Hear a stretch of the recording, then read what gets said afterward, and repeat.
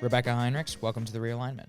Thanks. Happy to be here. Of course. Well, we're so happy that you're our inaugural guest in our brand new studio here, which looks fantastic. We have some really interesting stuff that we want to get into today. Yeah, so Rebeccah, we wanted to have you on because last May, you went to the Oxford Union in the United Kingdom, and you debated the following resolution. This House prefers Trump's foreign policy to Obama's. You were debating with Admiral Dennis Blair, who was the former director of National Intelligence, and you also debated against Amy Pope of the Department of Homeland Security under President Obama and former Homeland Security Secretary Jay Johnson. So we just thought it'd be great to unpack this actual debate and discussion you had. Great. Well, so let's take a listen first to the three premises that you put forward for if you believe that the Trump foreign policy is preferable to the Obama foreign policy. If you begin with the premises that it is good for sovereign nations to join together to form alliances based on common goals and to defend against shared enemies with a clear-eyed assessment of who those enemies are and to rank them in order of priority, and that treaties and agreements are not goals in and of themselves, they are tools, means to an end to further U.S. security and the security of our alliances. And if you agree that America is a better steward of the mantle of global superpower than, say, the People's Republic of China, then allow yourself to be persuaded that the Trump foreign policy is, in fact, preferable to the Obama foreign policy. So in that clip, you talked a little bit about the three separate things. First, that it's a good for sovereign nations to come together, form alliances against these shared enemies. Treaties are not goals in and of themselves, but tools of accomplishing specific ends. And America is a better steward of the mantle of the global superpower than China. I think we should start with the first one. If it's good for sovereign nations to come together and form alliances, why is it better for sovereign nations to form alliances than to kind of supersede power to a multinational group like the United Nations or the European Union, something like that?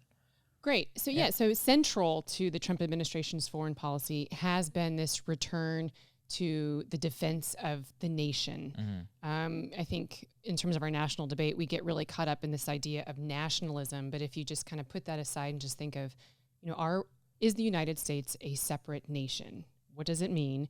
What is the federal government's responsibility to its own people? And if you start from that building block, which it might seem like an obvious point to some viewers and listeners, but it's actually pretty controversial, especially in the national security realm. But if you start from there, it'll help you come up with priorities in national security policy, and it will also help you make better decisions. And I think the Trump foreign policy has been sort of centered on that idea. And we can talk about specific areas, but that is something very different than the way, for instance, the Obama administration viewed the nation and globalism or internationalism. So let's talk about that, because to put my Obama administration hat on, they would say we prioritize alliances. That's why we did things such as the Trans-Pacific Partnership. That's why we worked in concert with our NATO allies. They'd probably argue that that's not what President Trump has really done. So how did this rhetoric take place during the Obama administration? Sure. So I'm actually a big defender of alliances, but alliances only so much as they benefit the United States. So for instance, take the Paris Climate Agreement. That's a really easy one to kind of see the difference. So rather than sacrificing American national security interests or American economic interests, you sort of put that aside for the sake of the greater good, the planet. And it has this global governance feel and texture to it, rather than what is good for the United States. And you can look at other areas in which the Obama foreign policy kind of sacrificed American interests for the sake of the global good. And I think this gets to something which is pretty visceral to people, which is they say everything that the United States is a part of, an alliance, a trade agreement or what have you, is something that should really be to the major benefit vis-a-vis another nation, to the United States. And why is it that was so contra to the Obama foreign policy? Like, what was it about their thinking that led them to the belief of kind of like a one worldism, like a one people? I think that there's several different things that play into that.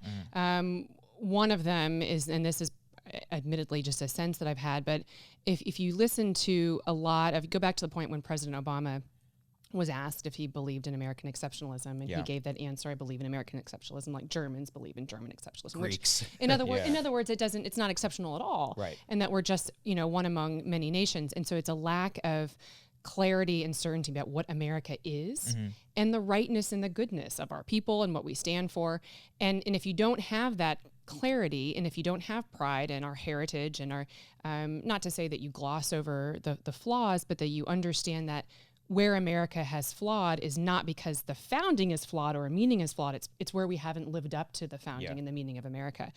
And so if you start from that premise, you get all kinds of crossways with being able to defend our nation as a good, and to put the priority and security of Americans first. So let's talk about the tensions between American exceptionalism and the desire that we should further our own interests, right? Because you're talking about the role the U.S. has played since World War II, being the steward of the global order. There is a tension between acknowledging that our engagements abroad should benefit our country, but there's also there really is this greater good, right? If you're Switzerland, you're not having this tension doesn't exist if you're Switzerland or Sweden, but it exists with us. So how do you balance responsibility to the global order with the need to advance our own interests as well too?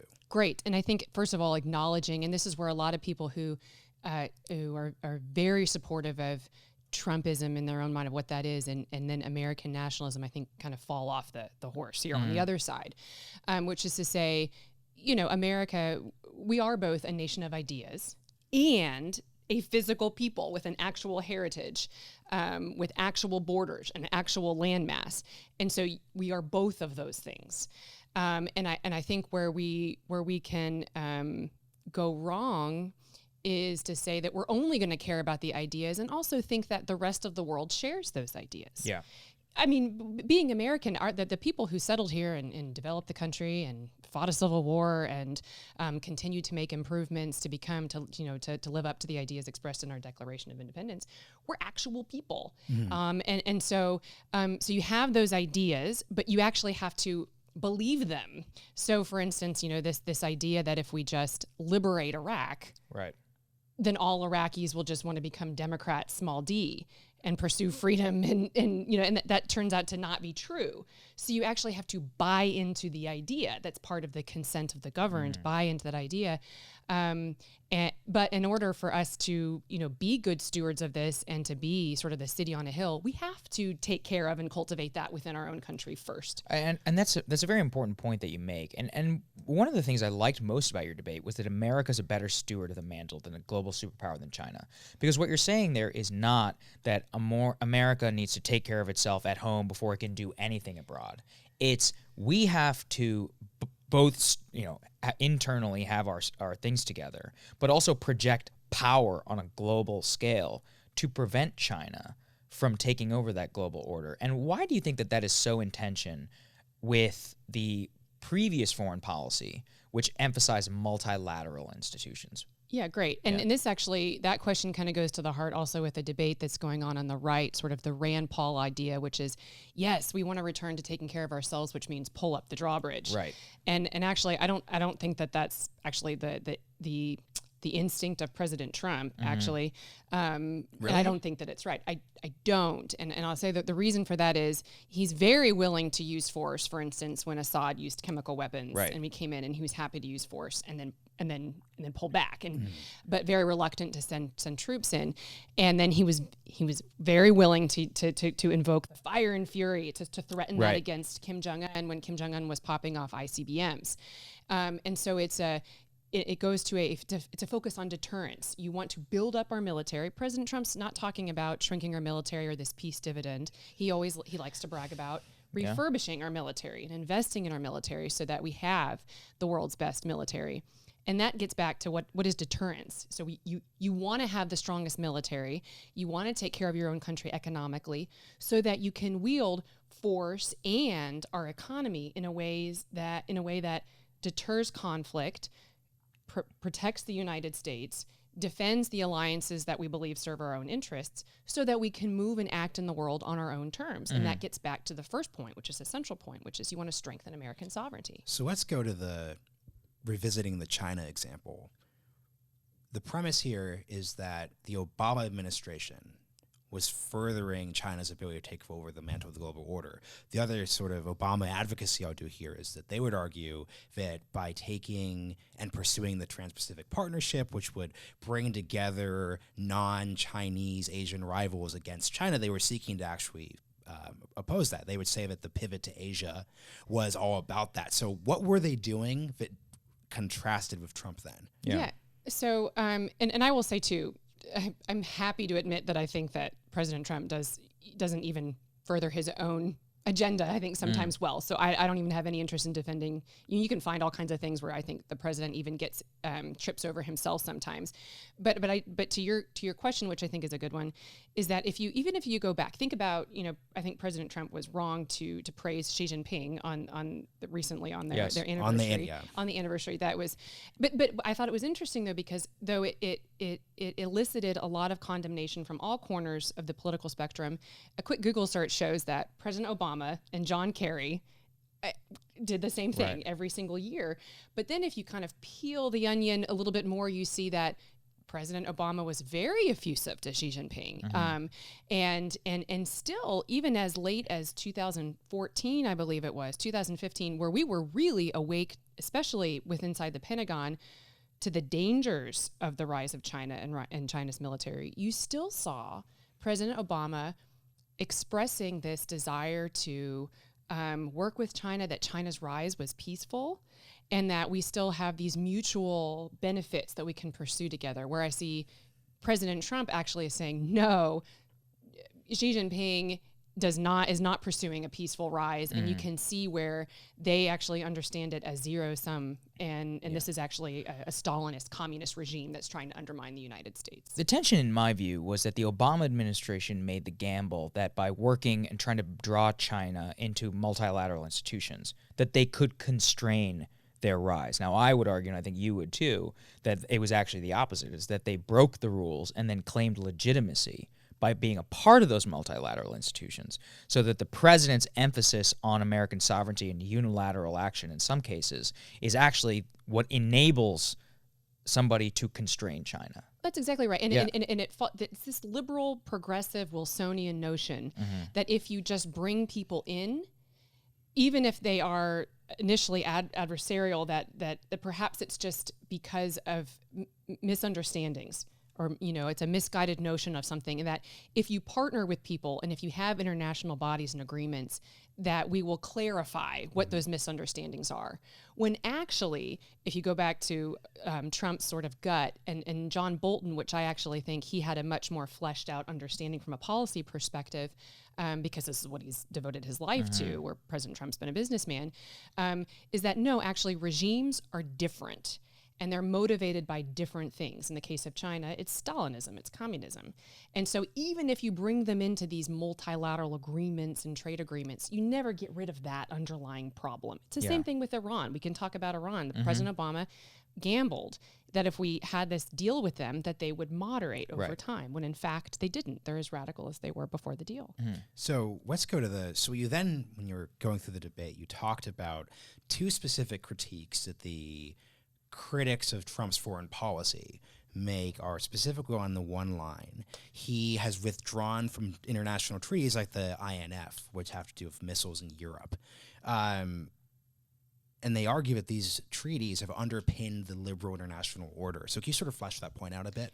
Yeah, this is like one of my favorite things, because for years I've been saying, it's related to the last point, which is that, this idea that you have an awkward uncle in your family, and if everyone just pretends that he's not awkward, that it'll be good for everybody, rather than actually confronting the issue and getting to the root of disagreement. And we've had all these treaties that have actually served to undermine the United States.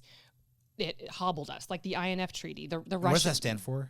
Intermediate Nuclear Forces Treaty, but it actually is not just nuclear. It actually dealt with conventional weapons of a particular range, ground-based cruise missiles, ground launch missiles. But the reason we had it was a Cold War treaty, but it was between the United States and the Soviet Union. But then Russia continued to violate that particular treaty. And meanwhile, all these other countries that were never party to the treaty developed these kinds of weapons, in particular China. But the United States had our arms tied behind our backs because we abide by treaties. And we would like to develop those weapons for a variety of reasons, but if we're constrained by it, we can't. So President Trump rightly withdrew from the treaty.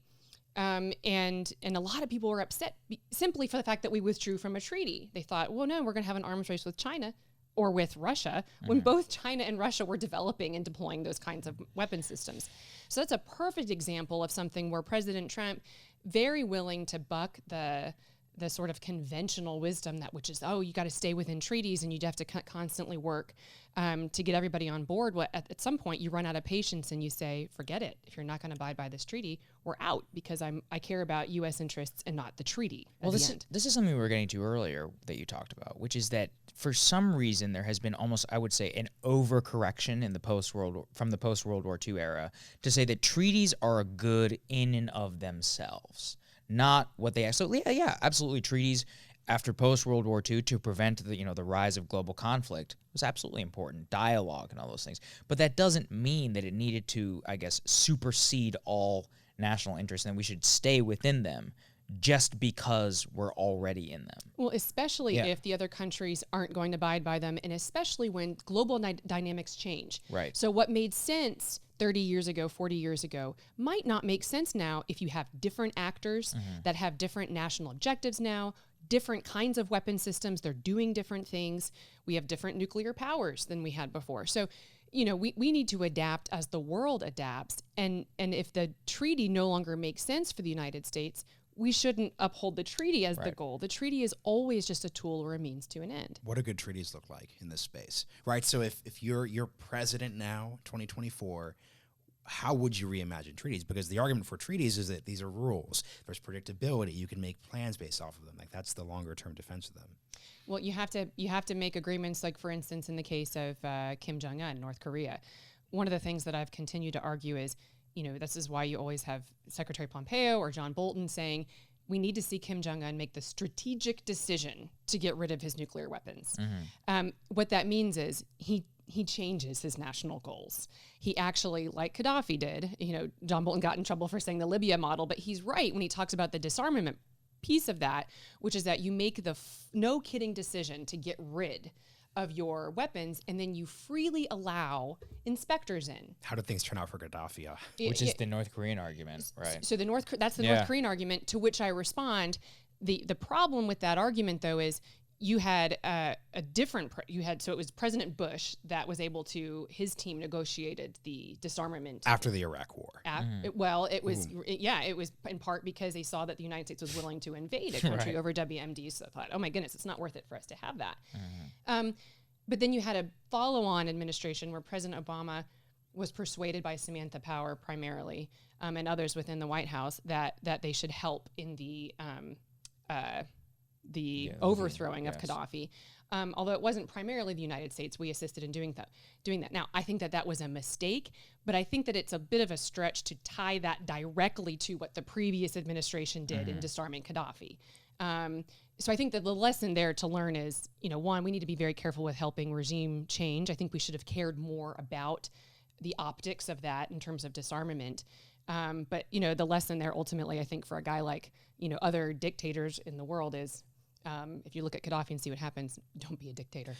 What's so difficult?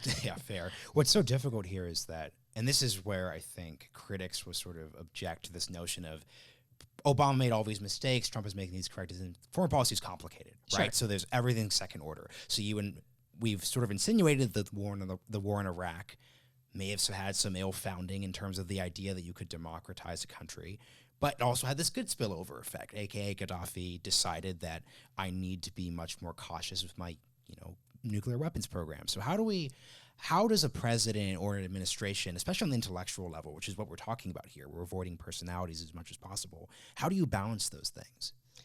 Well, I think, again, and we can spend, I'm happy to even talk about what some of the things I think that President Obama did well, and some of his instincts I think that were good. But I do think that he fundamentally viewed the U.S.'s role in the world very differently than how President Trump views the world. And so, that was the premise of the question in the Oxford speech was, I was there to defend Trump's foreign policy versus Obama's foreign policy. It wasn't even saying that it couldn't be better or that I would do things better. But it is important. I think one of President Obama's crowning achievements, of which all Americans should be proud of, is whenever he authorized the kill of Osama bin Laden in Pakistan, for instance. That's controversial back then. Yeah. And in fact, it still is, that he authorized that. And I think that was a great demonstration of American leadership and decisiveness in that particular instance. But again, President Obama's one of his biggest problems, I think, was his uncertainty about what America even is, and then what do you do with that in as you carry out foreign policy, and it led to a lot of indecisiveness.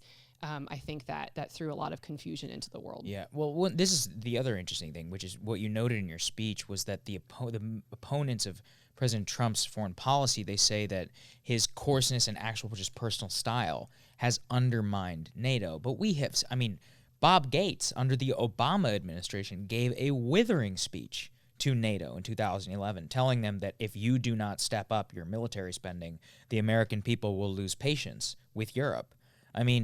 So is it just a matter of personal style? Because it almost seems like it's a bipartisan complaint that Europe is not doing its fair share when it comes to this defense agreement. Right. I think a lot of it. I laugh because it's the same people that I have heard privately say NATO needs to contribute more. It's ridiculous that we're spending all of this money in South Korea and the South Koreans don't even cooperate well with us, or they're Moon Jae-in is always undermining U.S. policy with North Korea. The national security analysts and people who are involved in this, Republicans, Democrats, people say these things privately. President Trump, and then you made the great point about Gates making that speech about how NATO needs to contribute more. Even Secretary Mattis, when he was Secretary of Defense, gave this powerful speech to a NATO audience in which he said, paraphrasing, that you need to care more about your children's future than Americans care about your children's future. Wow, that is what a thing to say to people. But he can say it in a diplomatic, sort of poetic kind of way that doesn't draw so much attention and passionate disgust as when President Trump says, "You're freeloading. We're going to pull out," because I think it comes down to people believe President Trump when he says that kind of thing, because I think he means it. He's been saying this kind of stuff for years, more than they believed the threats and the condemnations from previous presidents who were speaking off a teleprompter, or who kind of said the very polished, vetted remark about how you need to contribute more, but there really isn't going to be consequences if you don't. Yeah, there's a real urgency whenever it comes to acting upon what Trump is saying, because he does add that unpredictability factor, and that's what actually makes them change. And he doesn't seem to feel the pressure of convention at all. Right. So if you go into his office, and I've heard this is true, if you go into his office and if you make the case, "Sir, you can't say that," and he says, "Why?" and you say, "Because we're not supposed to say that." That is not going to persuade the president. It's not a good enough reason. We have to go back to, this is why I actually think one of the great advantages of President Trump's administration and his style and presidency is it's forcing a lot of us who work on these issues to go back and make your argument, reapproach these things, think things through, because he's asking a lot of good questions and he's saying some things out loud that I think are important. Yeah. Well, to this point, this goes to one of the other main things that you highlighted in your speech is the clear-eyed assessment that the president has of American foreign policy, and really just what the foundation of that foreign policy is. Let's take a listen to that. The Trump foreign policy is predicated on a long overdue, clear-eyed assessment and prioritization of the threats to Americans and our way of life. And it recognizes these diverse and complex threats from rogue actors, yes, but also from great powers. So during that, you talked about the adversaries of the United States and the challenges the administration has handled better than the Obama administration. So based on that framework that you laid out here, let's do some of the specifics that we wanted to get to, like China. You said the Trump foreign policy recognizes China as an adversary of the United States. What makes that fundamentally different than President Obama? Well, if you view what China's doing as an adversary, you're going to do things like reorient your entire military. Right now, there's a huge missile gap. The Chinese missile arsenal outnumbers the U.S. in that region by a lot.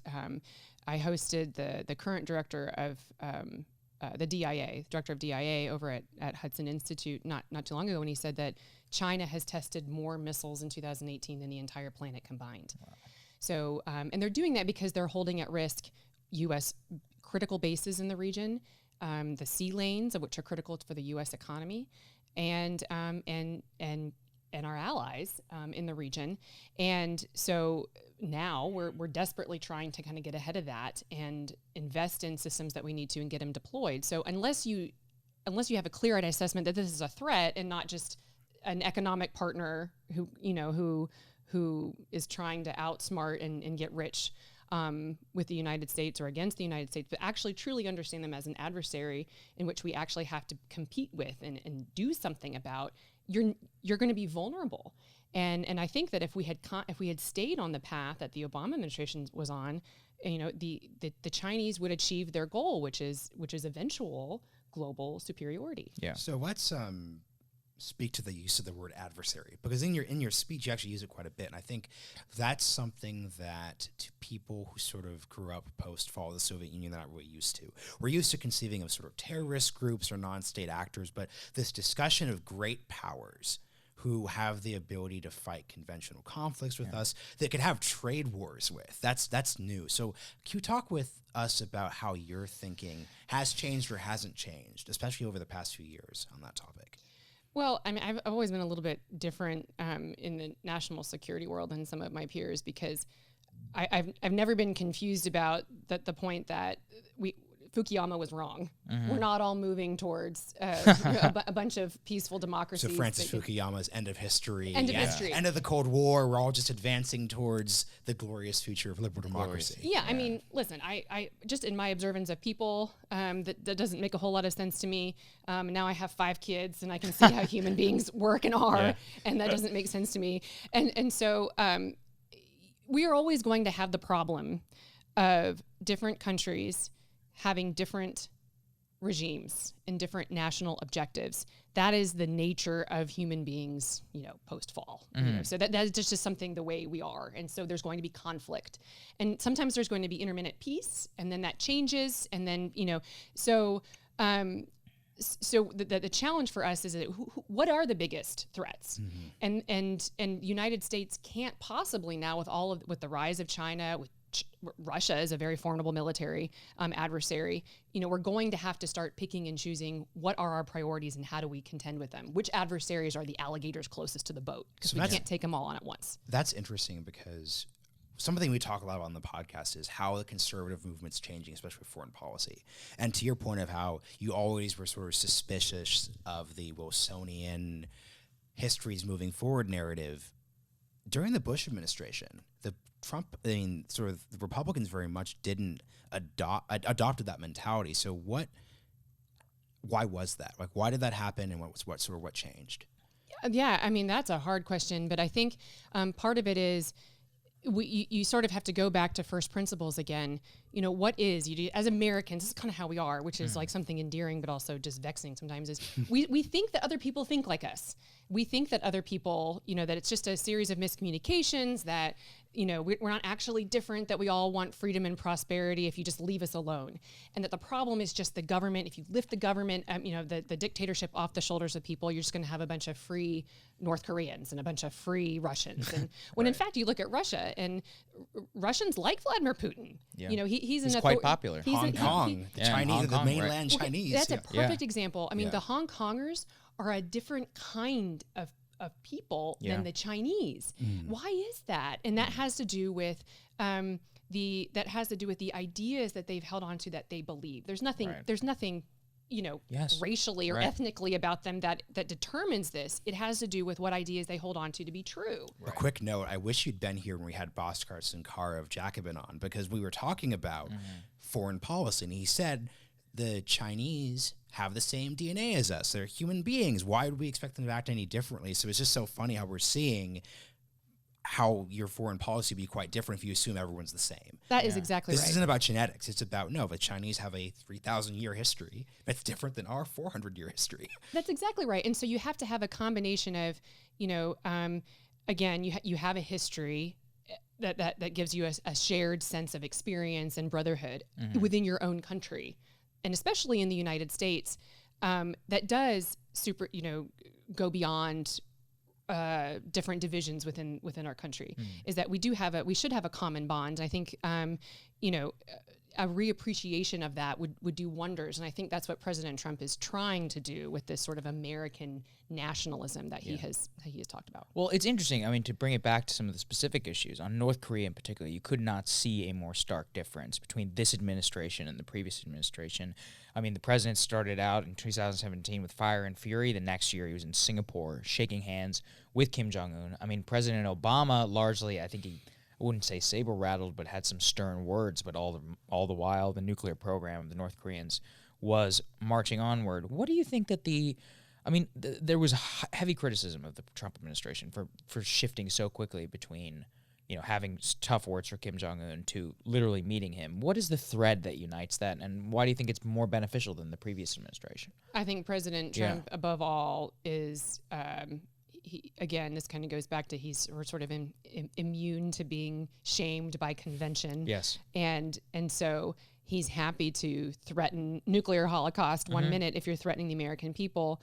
And then if you want to meet, he's happy to do that too. Yeah. So he just isn't, he doesn't feel that kind of pressure. Now, that also means that fire and fury can be back on. And I don't think that that's totally off the table. Now we've seen... Kim Jong-un has not made the strategic decision to get rid of his nuclear arsenal. Every single nuke and missile that was there in the beginning of the Trump administration is still there. And I think time is ticking. And although I can't imagine... Ticking towards what? They're able to... The North Koreans have been able to continue their program even as they've stopped the ICBM testing. Right. You can still build out the number of missiles even if you stop testing. But you need testing to increase the reliability, which is important. And it's not a small thing that they've stopped that, the ICBM testing moratorium with Trump. It's still not harmless that they've resumed shorter range, medium range, because we have troops and allies within range of those. So I think that they're now beginning to think that maybe because Bolton's gone or because President Trump is now, he's got this impeachment stuff and he's getting ready to face re-election, that they can get away with more. I think if President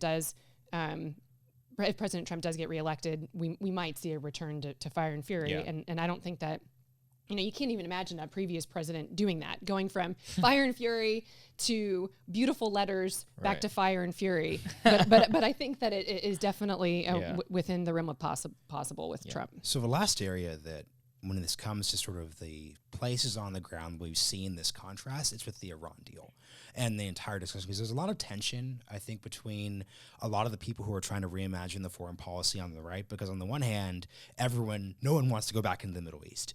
No one wants another major land war there. People don't want to intervene. That being said, there also is this, and the way that the President Obama framed the issue was, it's the Iran deal or it's war. So this is the sort of perfect issue where everyone sort of has something to lose here, especially from an intellectual level. So how are you sort of approaching that issue? I mean, if you can put anything into it's either this deal or it's war. I mean, you could say the same thing with North Korea. Now you could say, and I think that's just a false choice. Now, in the case of Iran, the Iran deal never moderated the actual Iranian regime. So you can say they got more emboldened. Well, they got more emboldened. They continued their proxy wars. They continued funding all of their all the proxies, and then and also continue their missile development. You can look at all of these different things. So that was a false choice, I think, that President Obama laid out.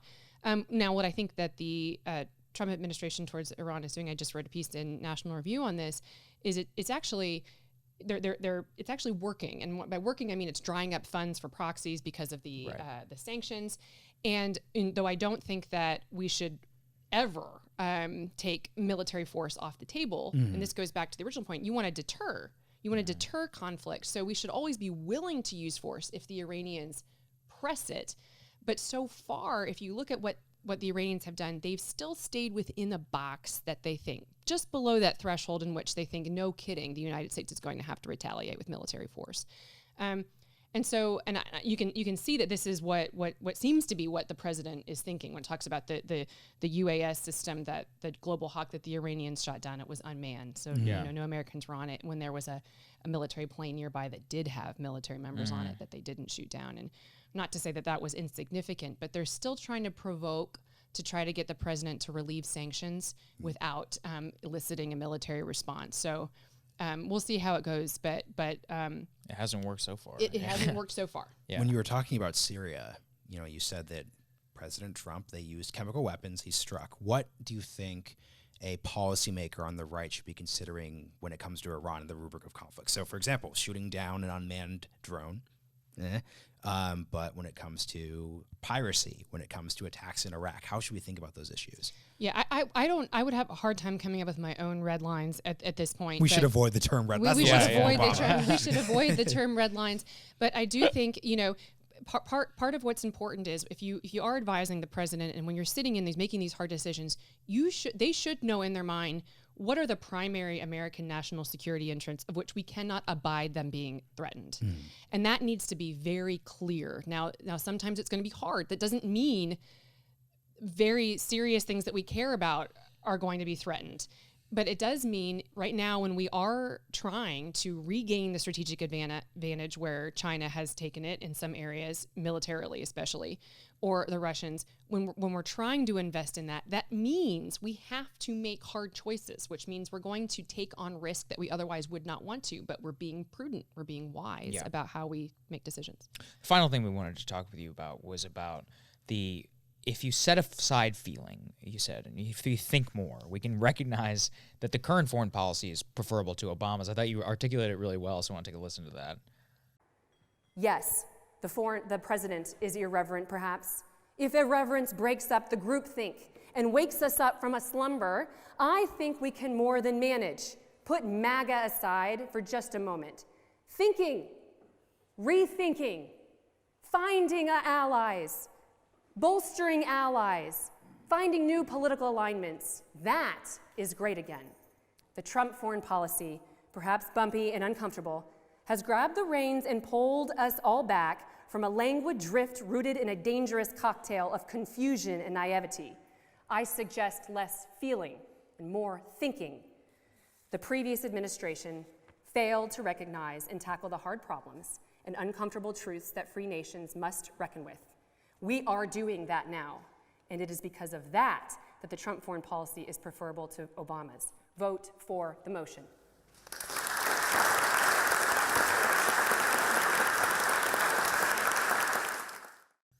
And I mean, what you summarize there is that arguing for irreverent personality is actually necessary to confront today's challenges. That's something that is very contra the conventional wisdom here, and I want you to expand on that.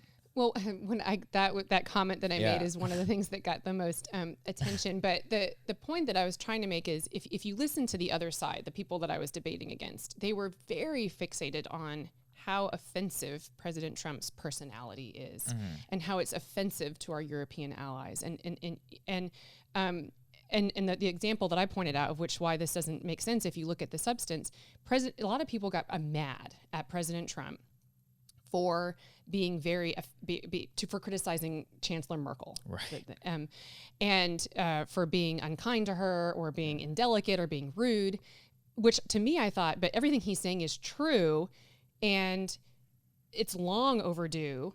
And Angela Merkel has been emboldening the Russian Federation by pursuing energy policies that make Russia richer. So which one is worse? Which one's more offensive? Right. The actual policy that hurts the United States and NATO security, or the fact that President Trump is calling it out?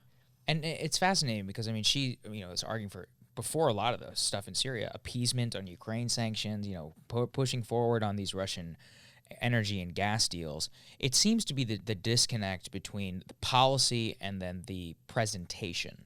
Why is that? Why is it so offensive in Europe and to so much of the, I would say, foreign policy establishment here? Is because it's not that they agree with Chancellor Merkel. It's just that he's not doing things the way that they are supposed to be done. Right, and it's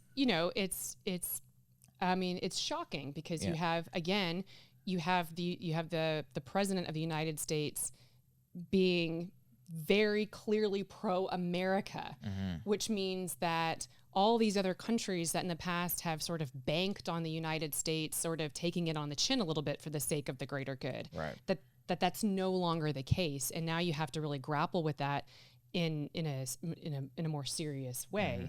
And also it's just the rudeness of it. It just comes across again. It's just the presentation of it. I mean, he says things in a way that are shocking because you know that he means it. And so if you have NATO, for instance, just kind of going along, emboldening Russia, but also getting all of these security guarantees from the United States, you get used to that and that's comfortable and it's good. And now he's saying, no, the alliance depends on these sovereign nations caring about themselves and contributing to security. So I think two questions that we'll wrap with, and they sort of lead from each other. So how sustainable is that irreverence? Because like him or dislike him, President Trump is a thoroughly unique individual. So it doesn't seem to be, so if the dynamic we have here is that you need someone who's willing to call these things out, that doesn't seem like we're going to have someone else who could do that in the future. And then the question that leads from that is, the next time there's a conservative president, how much are they going to sort of follow this playbook, both on the policy level and the personality level? Right. So I think that President Trump is a shock to the system. I don't think that every single conservative Republican president needs to be a shock to the system. That'd be very unconservative if you think about it. In other words, people, we don't need, we definitely don't need, you saw this with Senator Rubio trying to be Trumpian in speech during the Republican debates, and that did not work out for him. So the goal should not be to mimic the president's style. I think that is a mistake. And so I think for Republicans who are doing that, they're learning the wrong lessons. I think the right lessons are go back to first principles. What is the purpose of the United States government? What are we supposed to do? And then how do we assess these threats, make smart decisions, and then have the guts to carry them out and not to allow yourself to be browbeaten by the European Union? So, I mean, those are the lessons to learn. So any Republican president after Donald Trump is going to have to, if you go back to just talking points that we have used for the last 30 years.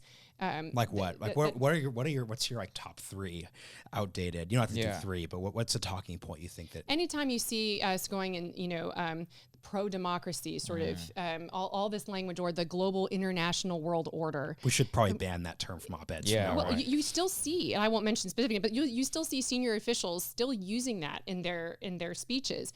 We need to start making sure that we're making clear arguments to the American people, because ultimately they're the ones that are in charge. You need to be persuading them. Why are we in South Korea? Right. Why is NATO important?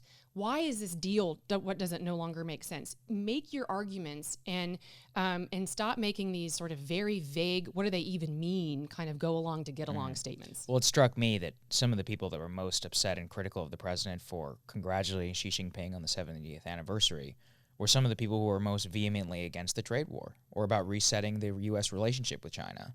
And so, to your point, it seems that we've sacrificed so much rhetoric to one higher ideal, but then when it comes to actual policy and execution, that hasn't borne out. That's exactly right. Yeah. I mean, we sort of have this notion of he shouldn't say that, we shouldn't do that, or we need that treaty, we need that. Why?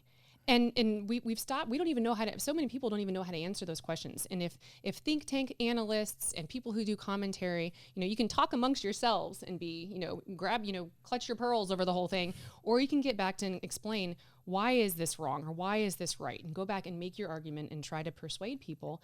And I think I think that we're going to have a more prudent and robust foreign policy that makes a lot more sense if people do that. Final question we have for you: is there any going back? Is there any going back to the previous consensus after the president has gone?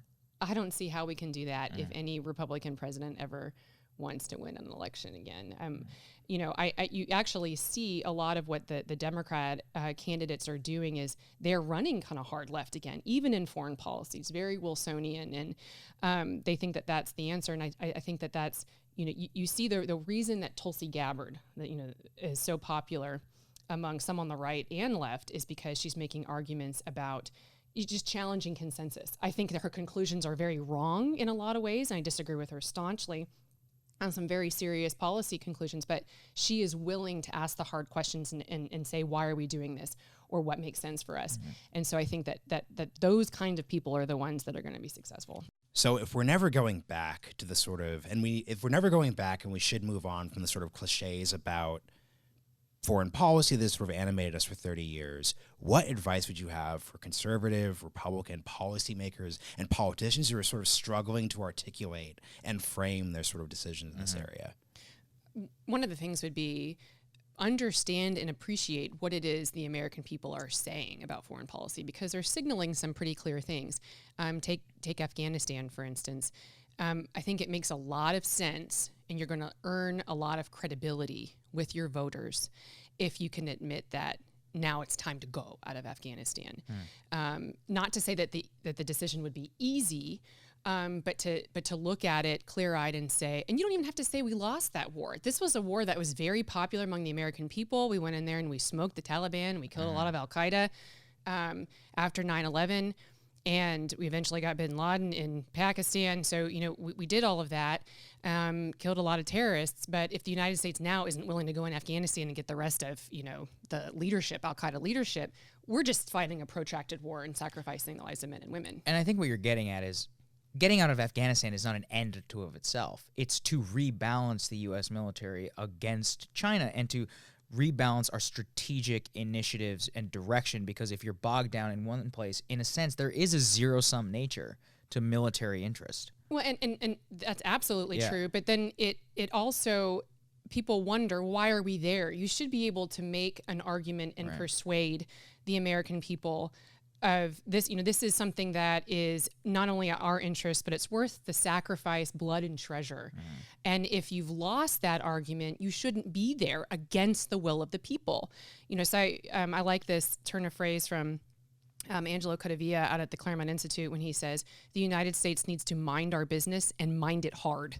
So, you either go, you got to be choosy and prudent about when you engage, and then you go hard. You don't have these long sort of low level protracted wars in which the American people lose confidence that we even have an interest in being there. So it seems what you're saying is a huge issue on the right is that the language that conservative politicians use to articulate foreign policy hasn't actually kept up with where the base and the broader American people are. The global dynamics change, the American people change, and you can see here we are 18 years later in Afghanistan.